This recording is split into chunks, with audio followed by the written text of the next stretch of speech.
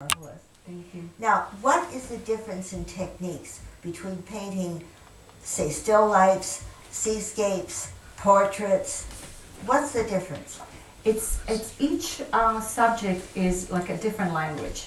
When you study the florals, which I did for the first 5 years, I dedicated to my career. You paint in a high key with a lot of bright colors because the florals are very colorful. But when you paint seascapes, as we have some here on display, the nature is very natural colors, very monotone, grays and blues and greens. So my palette really changed drastically, and I had to really learn the lovely grays that they complement all the color. And so you have to really focus on technique, which right now that I'm really focusing on the brushwork and there's so much to learn about, like I say, each subject. That mainly that's the palette that you change, and the different technique. You can use a heavy brush stroke on like painting a stone, but with portraits you have to be a little more delicate. With florals I use that very fine blending technique, which I loved, as the old masters used. So it's so much to learn, and it's so exciting to be an artist, and I think I will be a student of art for the rest of my life. Wonderful. Thank you. And I'm sure that you'll do a lot of art and make people very, very happy with it. Yes. I understand that you've been studying and painting portraits lately, and I know you're going to finish a portrait on camera here today, and I'm so thrilled, Zorica, that portrait is of me. And I can't wait to see the end of it. Well, so we'll be back in a minute and we'll continue. Zorica, I'm so excited that you're painting a portrait of me. I just think it's such fun, and it's so exciting for me. Tell me something. What is the main focus when you start painting? I think one of the most important things, first of all, portraits, I think are the most difficult, but the most rewarding for me of all the subjects that I have ever painted. I think it's one of the hardest things to get the likeness of the person, and the most important thing is starting with a drawing.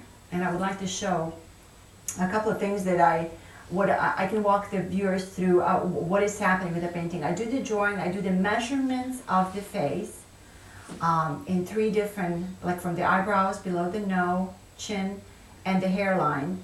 And we have to do the special lines to measure, and we're talking about millimeters.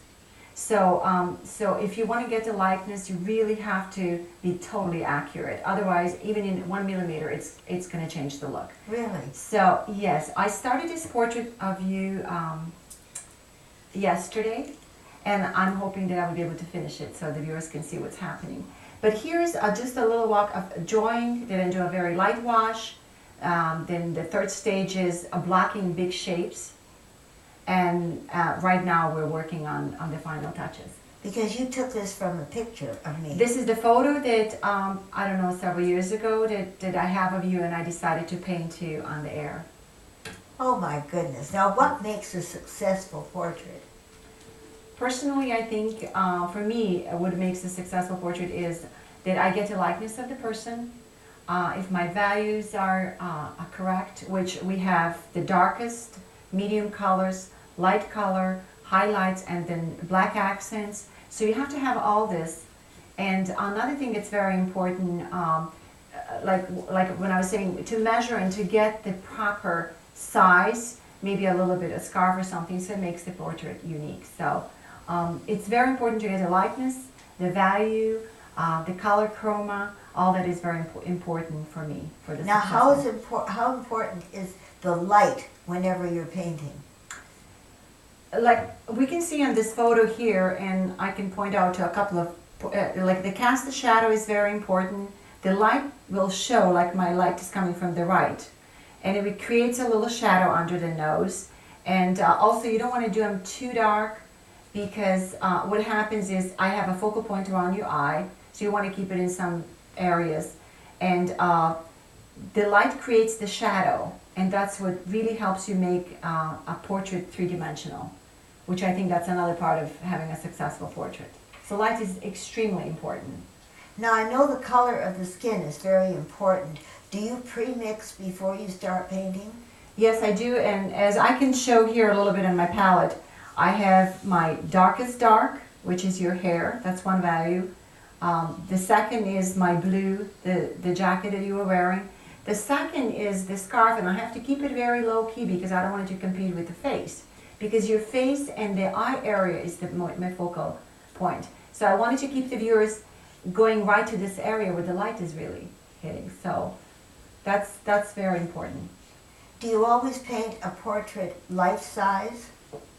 I really try to paint the life-size portrait because what is very important is you don't want it's like this is the natural size of the face.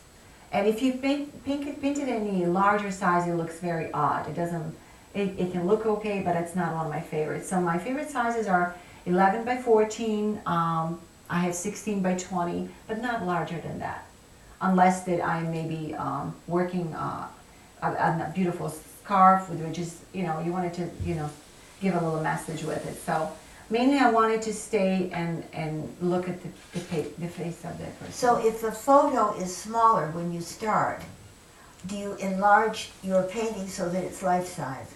Yes, I do. I try, like the examples here that we have. This is 5 by 7, and I can use even, I have a photo here that if I wanted to work the detail, maybe focusing on the eyes and the mouth, and this is very, very, very helpful. So I do enlarge to the size sometimes, maybe even 11 by 14 if possible. It's not always the case. How long does it take you to paint a portrait? My goal is to paint in 3 hours. I was professionally trained in some of my first classes to paint in 3 hours, and sometimes it doesn't happen. If some portraits take a little longer. For example, you can notice in all the portraits that I'm painting the smile, which I think that's a very important a feature of the person. I like to paint beautiful things and happy people. So painting the teeth, I tell you, I think it's some of the hardest and most difficult. So 3 to 5 hours is my goal. Because you don't see many portraits of smiles. Not really. When I went to the museum not too long ago in Washington, D.C., it was very hard to see portraits with a smile. And so that's my goal, and I like to do that. And also, I like to feature something that's very important to capture the personality and the look of the person.